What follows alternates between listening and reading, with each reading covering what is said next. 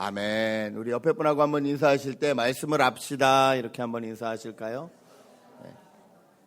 자, 오늘도 설교를 나누기 전에 잠깐 같이 옆에 분하고 한번 나눠보시죠. 여러분의 미래의 계획에 대해서 5년 뒤 혹은 10년 뒤 생각하고 있는 계획이 있다면 옆에 분하고 한번 잠깐 나눠보시면 좋겠습니다. 함께 나누시겠습니다.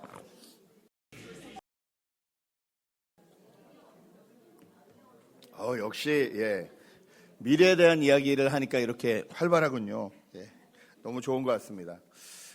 저희가 미래에 대한 이렇게 꿈과 이야기가 참 많지만 저희 현실이 그렇지 않은 경우가 너무 많은 것 같습니다. 캘리포니아에 지금 산불이 여기저기 계속 나고 있고 그것으로 인해서 피해를 입는 분들이 계속 계십니다. 저희가 같이 기도해야 될 줄 믿습니다. 성교에서 돌아오는 길에 저희가 그 메인으로 제일 많이 가는 국경으로 가지 않고 거기가 이시드로라고 하는데요. 그쪽으로 가지 않고 떼까떼라는 산길로 가는데 그 멕시코 땅에도 산불이 계속 나더라고요. 그 포도밭이 이렇게 있는 쪽인데 산불이 한 오른쪽으로 한 100m 정도에서 산불이 막 타고 있는데 왼쪽으로 100m 정도 되는데 멕시코에서는 보기 힘든 너무 아름다운 집이 있는 거예요.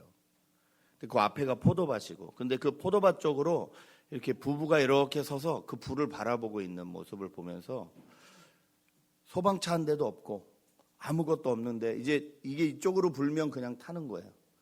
망연자실이라는 말이 무슨 말인지 그 모습을 이렇게 타고 오면서 좀 안타까웠습니다. 저희도 이제 이 국경을 계속 갈 수 있을까 이렇게 불이 여기저기 계속 나고 있는데 과연 국경이 뚫렸을까? 또 차가 막 막히니까 저 차들이 혹시 국경까지 갔다 지금 다 돌아오는 건 아닌가 여러 가지 생각을 하면서 운전을 하고 갔습니다. 한치 앞을 볼 수 없다. 이것이 우리 인생이란 말을 자꾸 생각하게 되는 사건과 사고가 지금도 여전히 계속 일어나고 있습니다.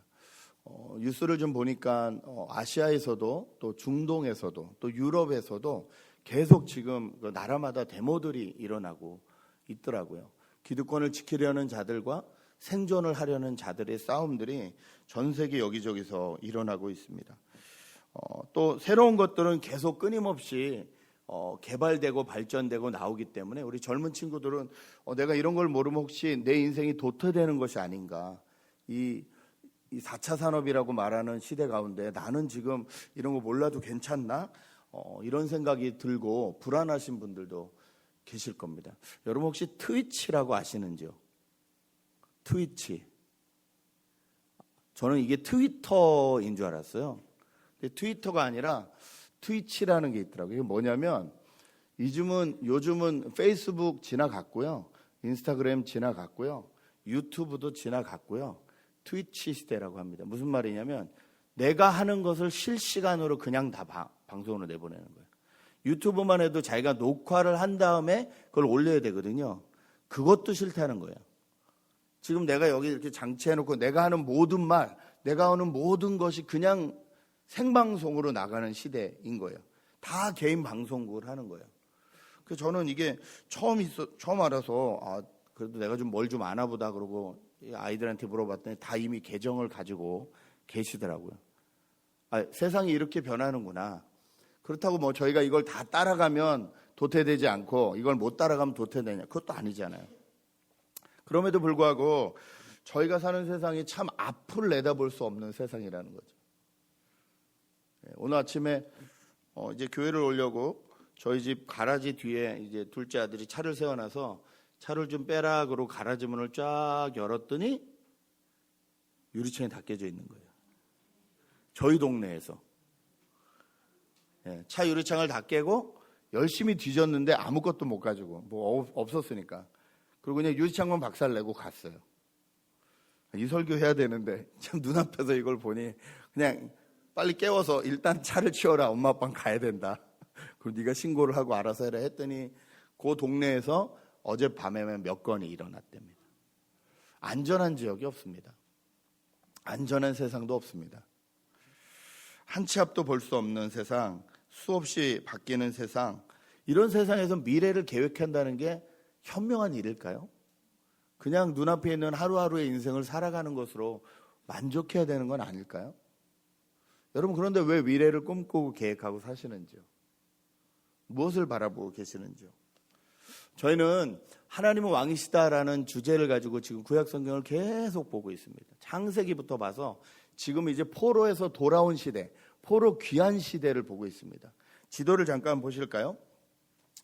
1차로 저 무대 바벨론이란 땅, 지금은 나라가 이미 페르시아로 바뀌었지만 그 바벨론이란 땅에서 돌아온 사람들이 스룹바벨과 여호수아였습니다. 저 때는 몇만 명이 돌아왔습니다.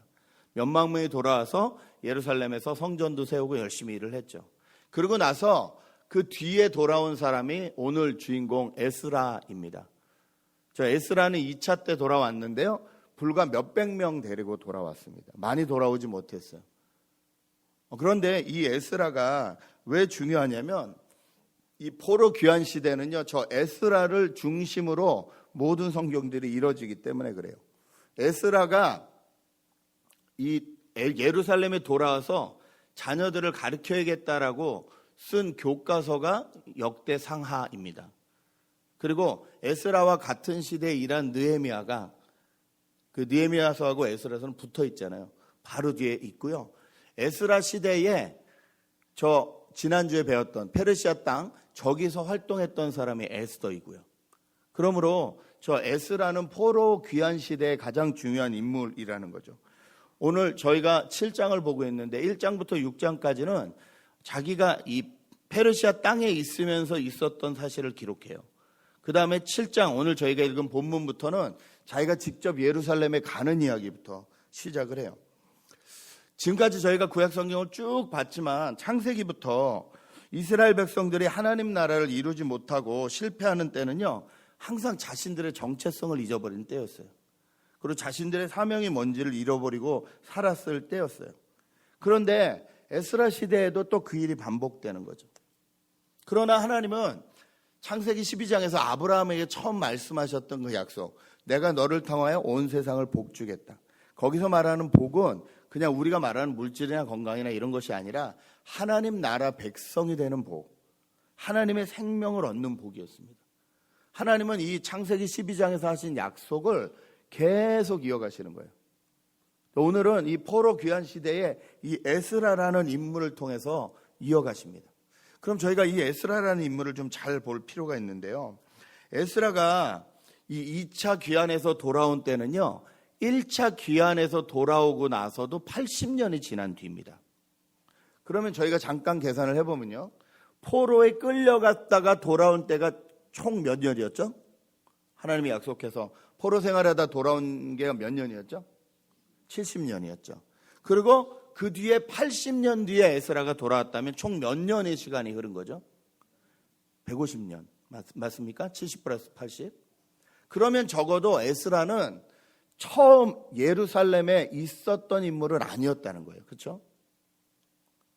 어쩌면 바벨론에서 태어난 2세도 아닐 수 있어요. 제가 보기엔 거의 3세 이상입니다. 바벨론 땅, 저 페르시아 땅에서 태어난 3세. 그리고 오늘 말씀을 보니까 저희가 6절부터 읽었는데 5절을 보니까요, 에스라 집안에 있어서 쭉 얘기했는데 맨 마지막에 뭐라고 나오냐면 대제사장 아론의 16대 손이다, 이렇게 나와요. 그럼 대제사장 집안이에요. 집안이 좋아요. 예. 선택된 집안이에요. 선택된 집안에 태어나서 3세로 페르시아 땅에 살면서 외국어가 다 되고 그쪽 문화를 다 알고, 오늘 나중에 살펴보겠지만 그쪽에서 누릴 수 있는 게 너무 많아요. 그런 에스라가 굳이 한 번도 가보지 않은 조상들의 나라 예루살렘으로 왜 돌아갔을까? 도대체 왜 돌아갈 결심을 할 수 있었을까? 이런 플랜을 도대체 왜 짠 것일까? 이 바벨론 땅에 있던 이 유다 민족도요, 열심히 하나님을 예배했습니다. 왜냐하면 예배할 수 있는 환경이었어요. 다니엘, 에스더 이런 사람들이 페르시아에 엄청난 영향력을 줬잖아요. 그들이 하나님을 섬겼고 그들 시대에 있던 왕들이 하나님을 인정했기 때문에 그 지역에 있던 사람들은 쉽게 하나님을 예배할 수 있었어요. 에스라는 거기서 예배를 담당하는 제사장의 자녀이니까 그 일을 하면서 자랐을 거예요. 그러니까 굳이 예루살렘 땅에 돌아오지 않아도 페르시아에서 자기가 먹고 살 수 있는 모든 것은 다 누리고 있었던 사람이라는 뜻이에요. 더 놀라운 것은요, 오늘 에스라가 돌아가는 길에 이 에스라를 서포트해주는 이 페르시아의 왕이 아닥사스다라는 왕입니다. 지난주에 배운 우리 에스더의 왕의 아들이에요. 이 아닥사스다 왕이 서포트를 하는데 오늘 6절에 이렇게 나옵니다. 6절 맨 마지막에 왕은 에스라가 요청하는 것은 무엇이나 다 주었다. 6절 말씀에 이렇게 나오는데 이 말씀을 좀 더 구체적으로 보면 이렇게 나옵니다. 7장 13절을 보면요. 제가 읽어드릴게요. 나의 지시는 다음과 같다. 내가 다스리는 나라에 사는 이스라엘 사람 가운데 그대와 함께 예루살렘으로 가고자 하는 사람은 제사장이든지 레위 사람이든지 누구든지 가도 좋다. 지금 왕이 얘기하는 거예요. 에스라에게. 무슨 말이냐면 여러분 옛날에 그 한 나라가 한 나라를 전쟁에서 이겨서 그 나라의 백성들을 데리고 오면 이 사람들은 다 노동력입니다. 그렇죠? 자신들의 노동력이에요. 그런데 지금 그 왕이 에스라에게 네가 가고 싶은 사람은 다 데리고 고향으로 돌아가도 좋다는 거예요. 흔히 우리가 말하는 인사권, 사람을 움직일 수 있는 권한을 에스라에게 주는 거예요. 자, 7장 15절은 뭐라고 하는지 보실까요? 그뿐 아니라 그대는 나와 나의 보좌관들이 예루살렘에 계시는 이스라엘의 하나님께 기쁜 마음으로 드리는 은과 금을 가지고 가거라. 왕이 지금 돈 줄 테니까 가지고 가라는 거예요. 20절 더 재밌어요. 그 밖에 그대가 섬기는 하나님의 성전에서 써야 할 것이 더 있으면 국고에서 공급받도록 하여라. 재정권을 다 주겠다는 거예요. 여러분 뭐 직장을 다녀보시거나 어디 일해보신 분들은 알겠지만 인사권, 재정권 주어주면 다 준 거거든요. 그렇잖아요. 나에게 인사권과 재정권이 주어졌다. 막강 권력입니다. 더 재밌는 것 7장 26절. 하나님의 율법과 왕의 명령대로 따르지 아니하는 자는 반드시 죽이거나 귀양을 보내거나 재산을 빼앗거나 옥에 가두거나 하여 엄하게 다스려라. 무슨 권리예요? 사법권입니다. 요즘 한국의 검찰이 시끄러운데 검찰들이 가지고 있는 능력은 비교도 안 돼요. 인사권, 재정권, 사법권을 다 줬어요. 다시 말하면 이건 왕이에요. 네, 왕이 할 수 있는 일이에요. 근데 그 모든 권력을 에스라에게 줬대요. 도대체 에스라가 어떤 사람이었길래, 도대체 페르시아 왕에게 에스라는 어떤 존재였길래 이렇게까지 서포트가 되냐고요. 여러분 보통 어느 회사에서 사장님이 여러분을 여기까지 서포트 하시면 여러분 그 회사에서 충성하지 않겠어요? 굳이 떠날 이유가 없잖아요. 그런데 에스라는 왜 돌아왔냐는 거죠. 도대체 무엇을 위해서 돌아가려고 하느냐는 거죠. 저희가 계획을 세웁니다. 저희 인생에 대해서 계획을 세웁니다. 이런 계획 저런 계획을 세웁니다. 그때 꼭 필요한 정말 세워야 될 계획은 무엇이냐는 거죠. 이 에스라를 통해서 세 가지만 살펴보기 원합니다. 첫 번째, 에스라가 이스라엘 땅으로 돌아갈 수 있었던 이유는요, 인생의 계획 가운데 누구의 손을 잡아야 할지를 알았기 때문입니다. 에스라는 편안한 페르시아 땅에 이 왕의 측근이라는 자리를 가지고 있었습니다. 그런데 그 왕의 손을 잡은 것이 아니라 왕을 다스리시는 하나님의 손을 잡았어요. 6절 말씀 같이 한번 읽죠. 6절 말씀 같이 읽겠습니다. 시작. 바로 그 에스라가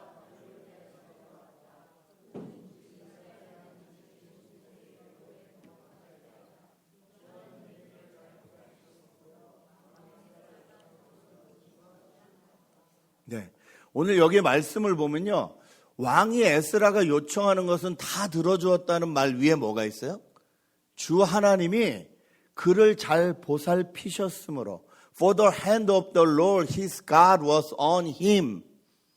하나님의 손길이 그 위에 있었다는 거예요. 에스라 위에 하나님의 손길이 있었다는 거예요. 세상에서는 왕이 최고 같습니다. 절대 권력 같습니다. 그런데 그 위에 하나님의 손이 있다는 걸 에스라는 알았어요. 자기 인생 가운데 잡아야 될 손은 왕의 손이 아니라 왕을 다스리시는 하나님의 손이라는 걸 알았어요. 그래서 에스라는 과감하게 자기의 자리를 내려놓고 그 예루살렘 땅으로 갈 수 있었다는 겁니다. 여러분, 저희가 예수를 믿는다고 하지만 저희도 인생 계획을 세울 때 그 계획 가운데 하나님이 없으실 때가 많지는 않으신지요? 앞으로 나는 2년 뒤에 이걸 할 거야. 앞으로 나는 3년 뒤에 이런 직업을 가질 거야. 앞으로 나는 여기서 이런 계획을 할 거야라고 다 계획을 세워놓은 다음에 하나님 앞에 그 계획서를 들고 가서 사인하시죠. 이렇게 해 주실 줄 믿습니다. 계획은 내가 다 세우고 하나님은 그냥 사인만 하시라고. 여러분, 이렇게 우리가 계획을 하고 있지는 않은지요? 이거는 창조된 피조물이 창조하신 창조주를 향한 바른 자세가 아닙니다. 하나님의 손이 있다. 그 하나님의 손을 붙잡겠다는 말은요, 하나님의 동행하심을 원한다는 뜻이에요. 하나님의 손을 붙잡겠다는 건 하나님이 가지고 계신 능력이나 지혜나 어떤 하나님 손에 들린 것을 내가 이용하겠다는 뜻이 아니라 하나님 자체, 하나님 자신이 나와 동행해 주시기를 원한다는 뜻이에요. 아버지 손에 들린 비닐봉다리를 바라보는 애가 아니라 아버지 자체가 집에 들어오셨다는 걸 기뻐하는 아이라는 소리예요. 에스라는 그런 사람이었어요. 그래서 인생 계획을 바로 세울 수 있었습니다. 여러분, 우리 인생 가운데 꼭 세워야 될 계획이 있다면요, 하나님 손을 붙잡게 해달라는 계획, 하나님이 내 인생 가운데 동행해 달라는 계획, 이 계획을 세워야 됩니다. 그리고 어떻게 하면 이 계획을 세울 수 있을지, 어떻게 하는 것이 이 계획인지를 우리가 고민하고 연구해야 된다는 거예요. 우리 인생 가운데 정말 필요한 계획은 이거라는 거예요. 여행을 해보시면 알겠지만 마음이 맞는 사람, 사랑하는 사람들하고 같이 여행을 하면요, 조금 불편해도 괜찮아요. 넘어갈 수 있어요. 근데 마음이 안 맞는 사람의 여행을 하면 5성급 호텔에 가도 기분이 안 좋아요. 밥을 같이 먹기 싫고, 기분이 안 좋아요. 우리 인생도 마찬가지입니다. 누구의 손을 붙잡고 가느냐가 너무 중요해요.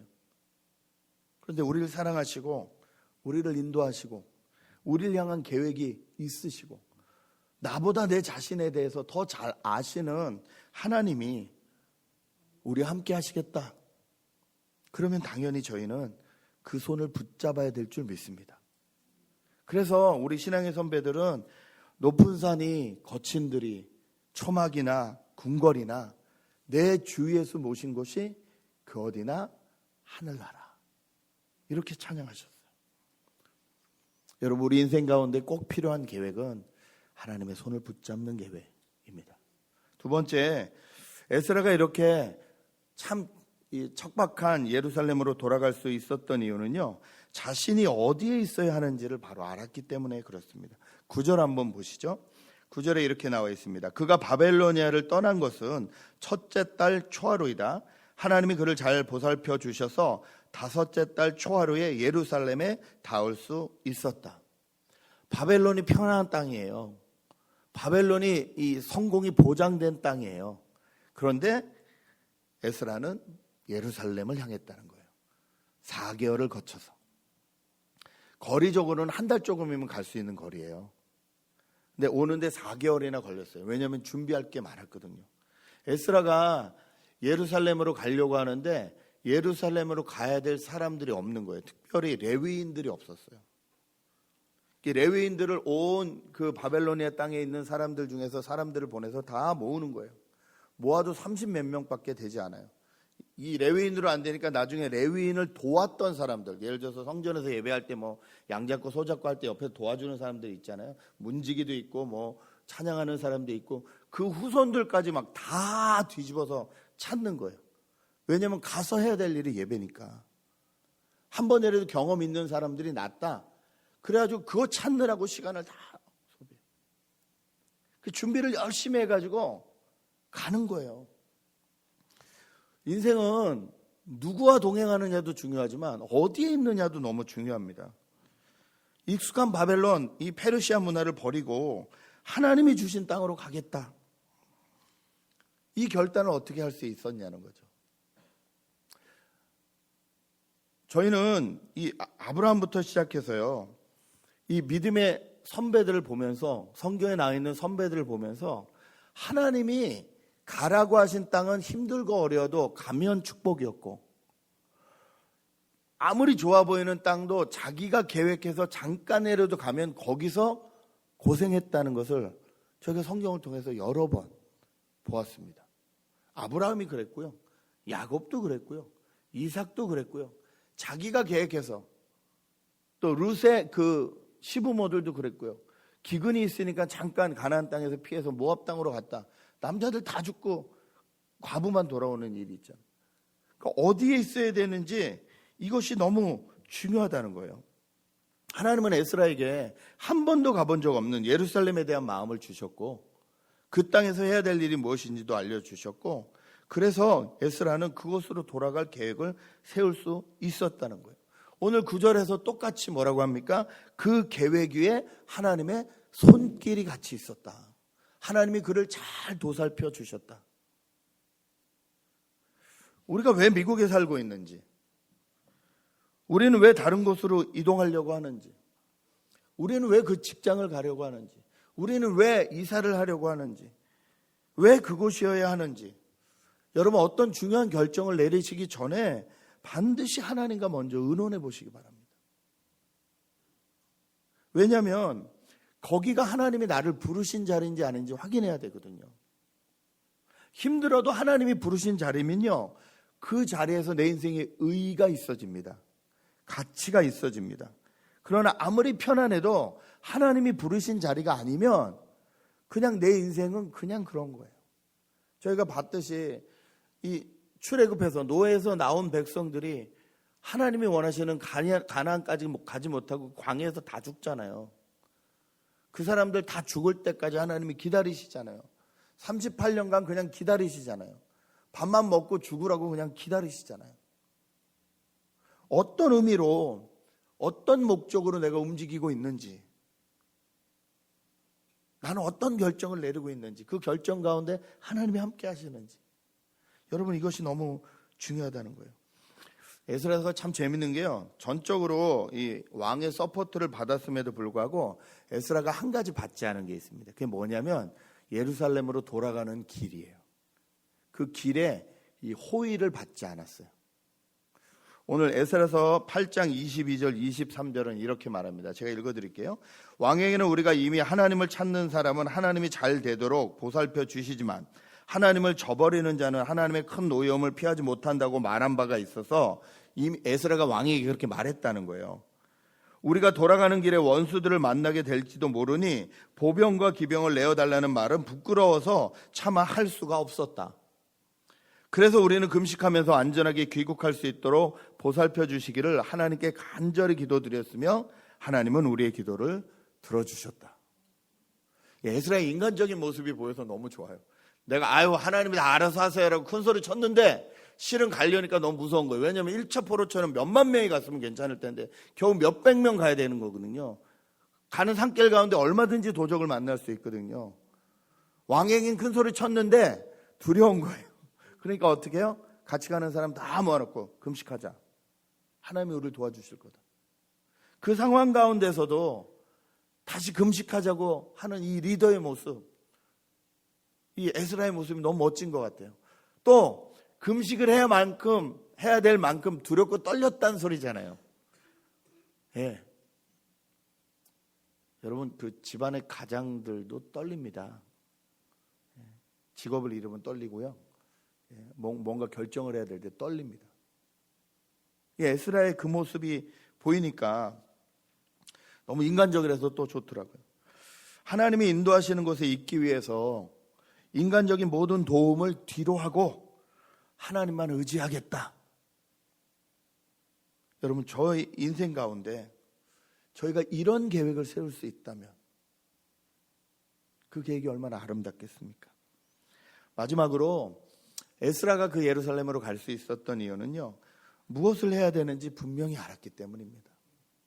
에스라는 무엇을 해야 되는지 분명히 알았어요. 10절 말씀을 함께 읽겠습니다. 다 같이 통성으로 읽겠습니다. 시작.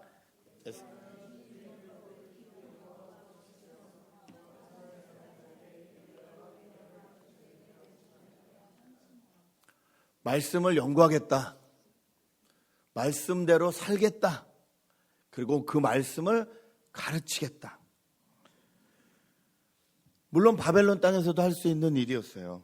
그러나 하나님이 약속하신 예루살렘 땅에 성전이 80년 전에 지어졌음에도 불구하고 그 땅에 살고 있는, 하나님이 약속하신 그 땅에 살고 있는 포로에서 돌아간 그 백성들은 옛날 모습과 다르지 않다는 것을 들었어요.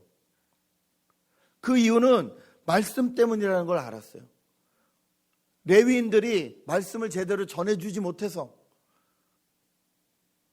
하나님의 말씀을 맡은 사람들이 말씀을 전해주지 못해서 이 모양 이 꼴이라는 걸 에스라는 알았어요. 그래서 돌아가기로 한 거예요. 자기 자리를 다 내려놓고 내 인생에 해야 될 일이 뭔지를 알았기 때문에 돌아가기로 한 거예요. 여러분, 이 말씀은 에스라만 받는 말씀이 아닙니다. 목회자들만 받는 말씀이 아닙니다. 이 말씀은 모든 그리스도인들이 아멘으로 받아야 될 말씀입니다. 왜냐하면 하나님은 여러분을 통해서 말씀하셨고 그 말씀을 연구하고 그 말씀대로 몸부림치고 살아보고 그리고 그 말씀을 가르치는 것으로 이 땅을 복주겠다고 말씀하셨기 때문이에요.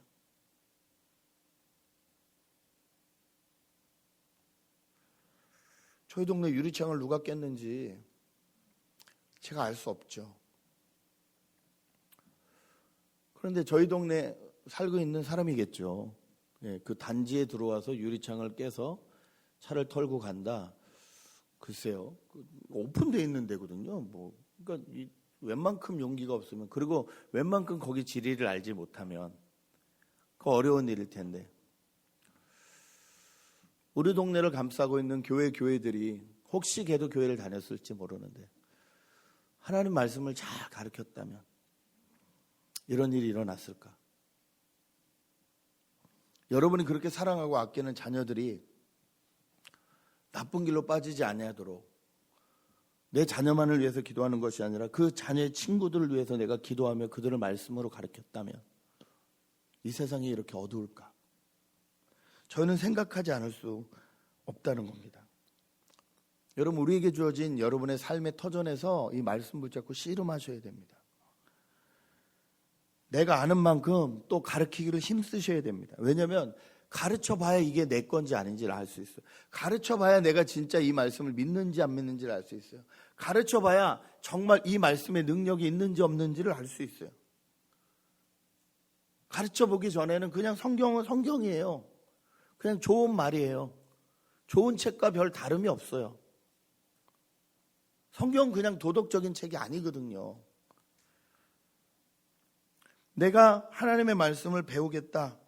내가 하나님의 말씀 붙잡고 살겠다. 오리를 가자는 사람 심리 가지고, 속옷 달라는 사람 겉옷 내주고, 좁은 길로 걸어가는 말씀이 뭔지 실천해보고, 이렇게 살아갈 때 내 안에 하나님의 나라가 새롭게 된다는 거예요. 그리고 그것이 우리의 정체성이 된다는 거예요. 그것이 우리의 삶의 가치가 된다는 거예요. 그러지 않으면 수없이 변하는 이 세상의 문화 가운데 우리는 어떤 길을 가야 될지 방황하고 맙니다. 어떻게 살아야 될지 중심 못 잡고 맙니다. 일주일 동안 멕시코를 다녀오면서 우리 네 가정의 우리 한인 선교사님들을 만났습니다. 그분들 중에서 저에게 가장 인상이 깊었던 분은 13년 동안 그 멕시코에서 사역을 하신 분인데 참 인생이 힘드셨어요. 이분이 태권도 사범이세요. 그래서 멕시코에서 원해서 태권도를 할 수 있고 목사인 사람이 왔으면 좋겠다. 그래서 이제 한국에서 파송돼서 오신 거예요. 파송돼서 오셨는데 이분이 사역을 너무 잘하셨나 봐요. 부르신 목사님이 질투를 하셨어요. 그래서 음모를 꾸미기 시작하셨어요. 얘가 나를 밀어내고 여기를 차지하려고 한다부터 시작해서 한국에 있는 모든 교단과 사람들에게, 이분이 너무 뒤어가지고 한국 사람들을 그 다음부터 만나지 않으셨어요. 그리고 이 히스패닉 교회를 다니면서 한국 사람이 없는 곳, 그리고 교회가 없는 곳을 막 찾아다니셨어요. 1년 이상을. 그리고 지금 있는 곳에 13년 전에 이제 들어가신 거예요. 그분의 말씀에 의하면 몰라서 들어갔다고. 들어갔는데 제일 못 살고 뭐 분위기 안 좋길래 들어갔는데, 들어가 봤더니 거기 있는 모든 남자들은 마피아 아니면 갱에 연관이 되어 있는 거예요. 동네가 그런 동네인 거예요. 몰라서 들어갔다고. 그 말이 맞는 것 같아요. 몰라서 들어가셨어요. 지금 이제 정말로 선교를 하시는 한국 선교사님들 몇몇 분하고 이렇게 교제를 하고 계시는데 거기서 열심히 태권도 가르치시고 교회를 시작하셨어요. 몇 년 전에는 그 교회에 3인조 강도가 들었습니다. 근데 교회 물건 뭐 프로젝트니 기타니 뭐 차 대놓고 다 훔쳐서 가고 그냥 그렇게 가져갔으면 좋았는데 이 교회를 엉망을 해놓은 거예요. 빨간 페인트 가져다가 다 스프레이 칠해놓고 십자가 부셔놓고 똥 싸놓고 교회 안에다가. 근데 왜 그러냐면 이 마약을 해가지고. 근데 두 놈은 그러고 신나게 갔는데 마지막 놈이 늦작 하다가 선교사님하고 맞닥뜨린 거예요. 봤는데 자기가 태권도를 가르치네요. 셋 다 자기한테 몇 년간 계속 태권도를 배우다가 청년이 되네요. 마약을 먹고 했는데 선교사님 말씀이 아니 내가 못 봤으면 그냥 보내지만 지금 도적으로 들어온 애를 봤는데 그냥 어떻게 보내냐고. 걔가 칼 들고 덤비는데 어떻게 보내냐고. 그래서 몸싸움이 시작된 거예요. 이분이 사범님이잖아요. 조금 많이 패신 것 같아요. 병원에 그 친구가 실려갔습니다. 그리고 경찰이 왔어요. 근데 경찰이 이분을 데려가는 거예요. 아니 지금 내가 내 집을 지키다가 강도를 맞았는데 왜 나를 데려가냐. 서해 가서 조사를 해야 되지 않겠냐. 오케이 가자. 수갑을 채우더래요. 나를 왜 수갑을 채우냐. 여기 사람들이 다 보고 있으니까 형식이니까 그냥 좀 하자. 탔는데 타자마자 패는 거예요. 경찰서로 끌려갔는데 경찰서 가니까 다른 경찰이 기다리고 있다가 발에도 족쇄를 딱 채우더래요. 그럼 완전히 무슨 1급 죄수처럼 이렇게 끌려가서 4일 동안 멕시코 감옥에서 엄청 두들겨 맞으셨대요. 이유도 모르고.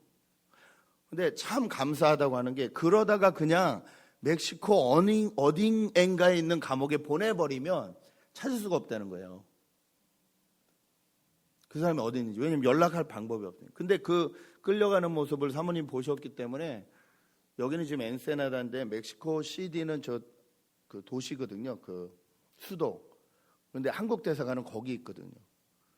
사방팔방 연락을 해서 그쪽으로 연락이 돼서 3, 4일 만에 그쪽에서 연락이 돼서 이쪽 경찰서하고 연락이 되고 막 해가지고 이제 국가적인 문제가 되니까 그 사람들이 재판을 해가지고 무죄로 풀려나게 했어요. 문제는 뭐냐면 이 선교사님이 너무 트라우마가 있으신 거예요. 내가 이 땅에서 내가 태권도를 가르치고 키운 아이들이 나를 배신하고 나를 죽이려고 하고 게다가 그 동네 사람들이 무사히 나왔더니 다 그러더래요. 걔를 죽였어야 된다고. 이제 복수할 거라고. 그 말을 듣고 나니까 그 다음부터 차를 탈 때나 차를 내릴 때나 온갖 신경이 쓰이시는 거예요. 딸 둘에 아들 하나인데 얘네 다 여기서 태어나서 자기들이 히스패닉인 줄 안대요. 밤 10시에도 딸 애들이 막 버스 타고 돌아다닌대요. 아빠는 긴장이 돼가지고 죽겠는 거예요. 지금도 그러고 있다고. 근데 참 놀라운 게 이분이 그 사역을 포기 안 하세요. 저희랑 4일을 있었는데 화요일 날 그 교회 장례가 있어가지고 화요일 날 장례식에 가서 밤새고 수요일 날 성경 공부하러 오셨더라고요. 수요일 날 성경 공부 끝나고 또 가서 저녁에 청년들하고 성경 공부를 하시고 그다음 목요일 날 또 아침에 성경 공부를 하러 오셨어요. 그 참석하신 선교사님 중에 제일 멀어요. 1시간 거리예요. 매일 아침 8시 반까지 그 1시간 거리를 차 타고 오시는 거예요. 그 부부가. 더 재밌는 건 엔세나다 땅 가운데서도 제일 험한 땅 중에 험한 땅인데 그 교회에 대학생들이 많다는 거예요. 여러분 멕시코는 그 중학교까지만 의무교육입니다. 고등학교부터는 안 가요. 돈 벌러 가는 친구들이 많아요. 중학교도 그냥 안 가는 친구들이 많아요. 학교 교육이 너무 안 좋아요. 그런데 어떻게 그 동네에 대학생들이 있냐는 거예요. 그 대학생 성경 공부를 하시더라고요. 알아봤더니 쭉 말씀을 십몇 년 동안 가르치면서 얘는 좀 되겠다 싶은 애가 있으면 그 집에 찾아가서 부모를 설득한다는 거. 얘 대학 보내야 된다. 여러분, 저희가 치과 치료를 했는데 그 치과 검사를 아무것도 안 해주고 이렇게 검사만 하는데 미국 돈으로 35불이래요. 그럼 이건 일주일 주급이에요. 치과 누가 가겠어요? 예, 한 아이는요, 그날 와가지고 8개 뺐어요, 8개. 이빨을. 썩은 정도가 아니라 신경도 죽어서 아프지도 않아요. 그런 동네 애들인데 돈이 어디 있어요, 대학을 갈. 어쨌든 보내야 된다고.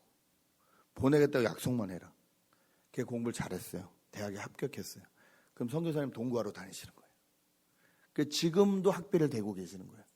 그 몇 명 아이들을. 그리고 걔네를 데리고 제일 좋은, 엔세나드에서 제일 좋은 카페에 가서 성경 공부 시켜주는 거예요. 꿈이 없거든요. 왜 공부해야 되는지, 왜 그렇게 살아야 되는지 꿈이 없는 아이들에게 꿈을 자꾸 심어주시는 거예요.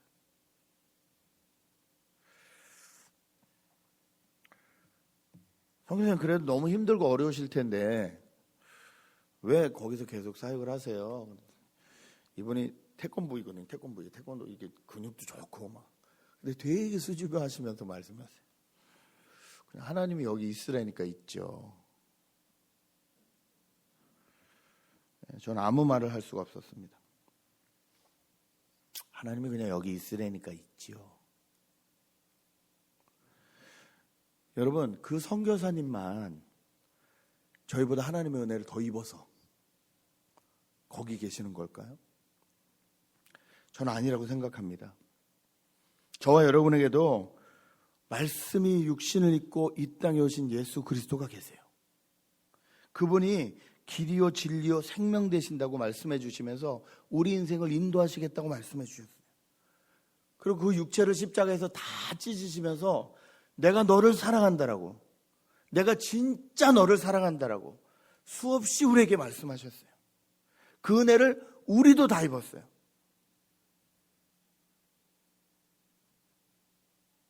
그 선교사님만 입은 게 아니에요. 그렇다면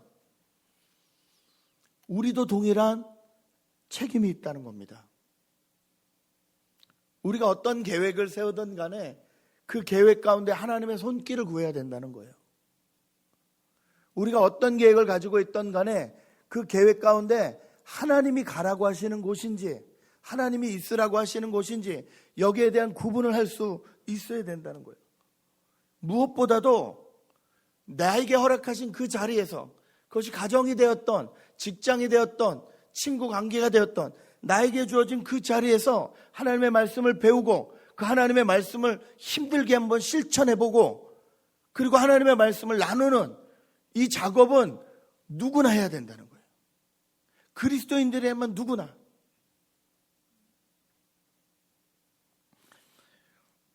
수요일날 저녁에 성경 공부를 하고 오셔서 목요일날 웃으시면서 목사님 제가 어제 배운 거를 여기서 배운 거를 수요일날 청년들하고 같이 한번 얘기해 봤어요. 그 결혼에 대한, 거기 결혼이 참 어렵잖아요. 이 문화가 어렵잖아요. 그 결혼에 대한 얘기를 아이들하고 이렇게 같이 한대요. 근데 남자가 여기서 애 낳고 저기서 애 낳고 저기서 애 낳고 이게 문화인데, 근데 한 남자와 한 여자가 결혼을 한다는 것도 얘네들한테 너무 문화 충격인데 아담과 하와를 얘기하시면서 그 얘기를 하셨다는 거예요. 아담에게 하와는 어떤 존재이냐 그랬더니 거기 나오는 대로 살 중에 사요, 뼈 중에 뼈요, 이런 얘기도 하고, 그다음 더 이제 특권 아니면 내 소유물 이렇게 얘기하는 아이들도 있고 여러 가지가 있는데, 저희가 공부했듯이 아담이 하와를 보면서 너는 나다 라는 개념을 끄집어내지 못하더래요. 아담의 몸속에서 나온 하와, 너는 곧 나와 같다. 내 안에 너 있고 너하고 나는 하나다. 이거는 끄집어내지 못하더래요. 그 얘기를 해줬더니 다 뒤로 넘어지더래요. 자기들에겐 결혼관계가 어떤 이용관계 또는 내 편안함을 위한 관계 정도였는데 결혼이란 관계가 나하고 같은 관계라는 거예요. 나하고 같은 존재라는 거예요. 저 사람이. 여기 애들이 충격을 먹고 성경 공부가 되게 깊어졌다고 씩 웃으면서 가르쳐줘서 고마워요 이렇게 얘기하시는데 제가 민망하고 부끄러워서 혼났습니다. 저분한테 내가 뭘 가르치나. 여러분, 하나님의 저와 여러분을 사랑하십니다. 그래서 오늘도 이 자리에 부르셔서 우리 인생 가운데 무슨 계획을 세워야 되는지 우리에게 말씀해 주십니다. 그리고 그 길을 걸어가려고 결심할 때 하나님이 동행하시겠다고 약속하십니다. 에스라가 10절에서 이 고백한 고백을 보면요, 헌신하였다. 에스라는 주님의 율법을 깊이 연구하고 지켰으며 또한 이스라엘 사람들에게 율례와 규례를 가르치는 일에 헌신하였다 되어 있는데 개역 성경에는 결심하였다라고 되어 있습니다. 정했다는 거예요. 여러분, 여러분의 인생을 하나님 앞에 정하실 수 있기를 주님의 이름으로 축복합니다. 어떤 길을 갈 거냐, 어떻게 살 거냐. 저는 그 왕에게 도움을 받게 하신 것도, 그 험한 길을 잘 뚫고 가게 하신 것도 이 에스라의 결심으로부터 시작됐다고 믿습니다. 오늘 예배를 드리고 한번 생각해 보실 때 내가 세우고 있는 계획은 과연 하나님 나라와 어떻게 관계가 있나, 또 내 삶 가운데 이 말씀을 위한 결심을 내가 어떻게 하고 가야 되나 꼭 고민하시고 이 10월 마지막 그리고 11월을 맞이하시는 저와 여러분 되시길 주님의 이름으로 축복합니다. 함께 기도하겠습니다. 같이 기도할 때 고민해 보죠. 내가 세우고 있는 계획이 하나님 나라와 어떤 관계가 있는지, 정말로 하나님이 원하시는 그 삶을 나는 계획하고 있는지, 아니면 예수를 믿는다고 하면서도 그냥 하나님은 알라딘의 요술 램프처럼 나를 위해서 그냥 필요할 때만 짠 나타나 주셔야 되는 존재로 생각하고 있는지. 하나님은 저희를 인격적으로 만나기 원하시고요, 인격적으로 저희를 대접해 주시기 원하십니다. 그분의 말씀을 같이 나눌 수 있게 해달라고 같이 통성으로 기도했으면 좋겠습니다. 기도하시겠습니다.